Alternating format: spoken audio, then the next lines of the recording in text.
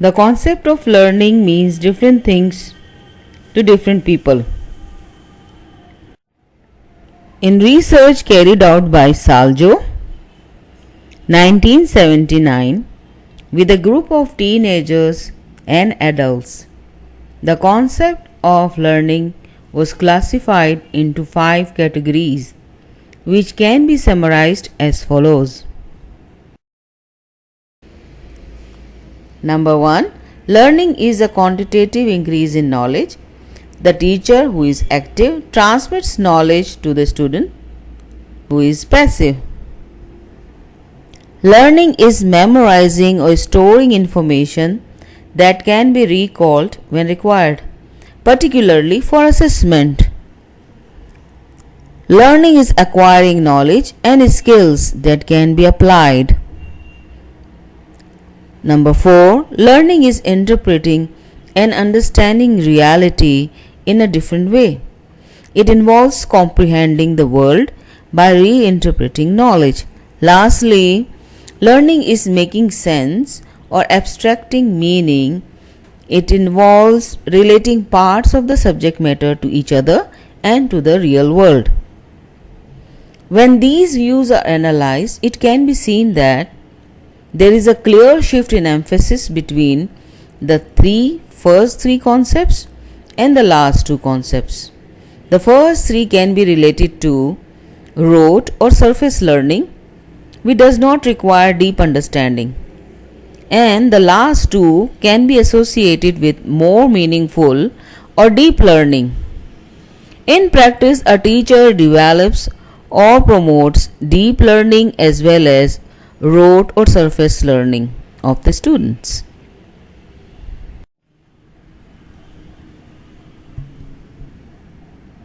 There are numerous definitions that attempt to explain the concept of learning, but the following one by Abbott, 1994, draws out some key features that involve more than just the ability to memorize and recall information. According to him, learning is that reflective activity that enables the learners to draw upon previous experience to understand and evaluate the present, so as to shape future action and formulate new knowledge. Similarly, another definition by Ambrose et al. 2010 posits that learning is a process that leads to change, which occurs as a result of experience and increases the potential for improved performance and future learning. The change in the learner may happen at the level of knowledge, attitude, or behavior. As a result of learning, learners come to see concepts, ideas, and the world differently.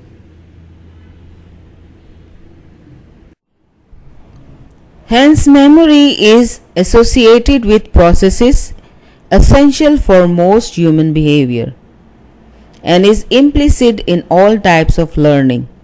As Donohoe and Wessels in 1990 say, there could be no learning if there were no memory, for the effects of experience could not carry over from one time to the next. Hence, to demonstrate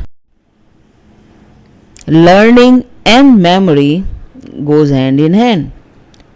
To demonstrate a student has learned, they must show they have remembered. That is, given the passage of time and the effects of interference, they are able to retain and retrieve information learned on a previous occasion. To demonstrate a student has learned, they must show they have remembered.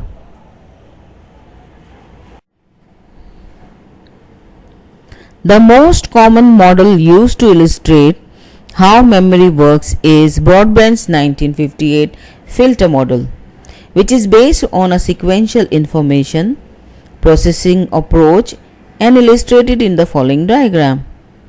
In this model of learning, memory is considered to have distinct levels or store. Sensory memory store, also known as iconic memory or ultra short term memory, and is related to input experiences and perception through our senses. Short term memory store, also known as working memory, which has limited capacity and information, so is lost quickly from the system. Then is long term memory store.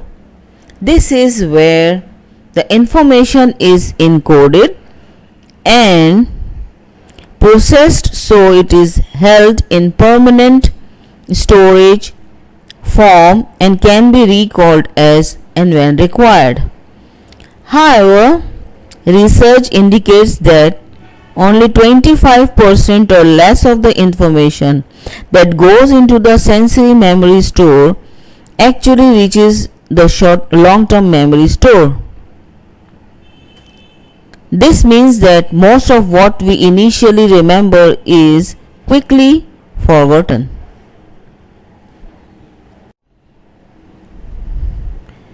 To assess memory retention and recall, Hattie and Yates in 2014 suggest approaches based on acronym CRIME, which stands for chunking, rehearsal, imagery, mnemonics, and elaboration.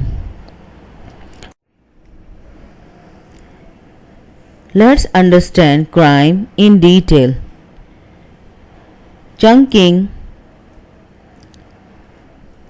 rehearsal, imagery, mnemonics, and elaboration.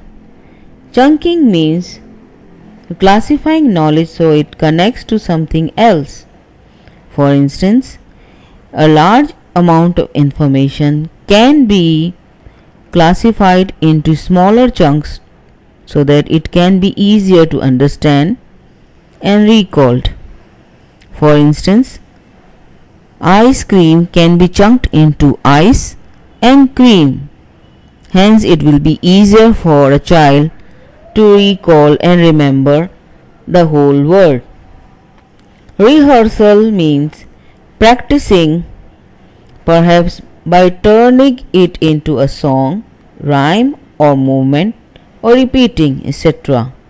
Imagery, seeing the information or attaching an image to it. Mnemonics, CRIME here is a good example of using mnemonics. Then comes elaboration, attaching a story to or a personal significance to the information. It is important that teachers have an understanding of the concept of learning to help guide their professional practice. Research shows that learning is not one single entity or skill, but a range of learning practices or competencies that enhance student capacity to learn. These different competencies are echoed in which are considered to be the four major theories of learning. Behaviorism, deeply rooted in what's called stimulus response theory. This suggests that we learn by receiving a stimulus from the environment that provokes a response. At the heart of stimulus response theory is conditioning, of which there are two main types: classical conditioning and operant conditioning. Number 2 is cognitivism. Key feature is that learning is constructed through interaction with the environment through perception, thinking, remembering, reasoning, and judging. Learning is based on how students gain and organize their knowledge. They do not merely receive information but actively create a pattern of what it means to them. Number 3 is constructivism. Based on the concept that we all construct our own unique meanings or understanding of the experiences, and then learn by making neural connection in our brain when we reflect or think and try to make sense of them by linking it to existing learning. Last is humanism. It emphasizes that autonomy of the student and the development of the whole person is considered more important than specific subject matter. Approaches also stress the active nature of the student. Thanks for watching. Stay tuned for more such videos. Bye. Take care.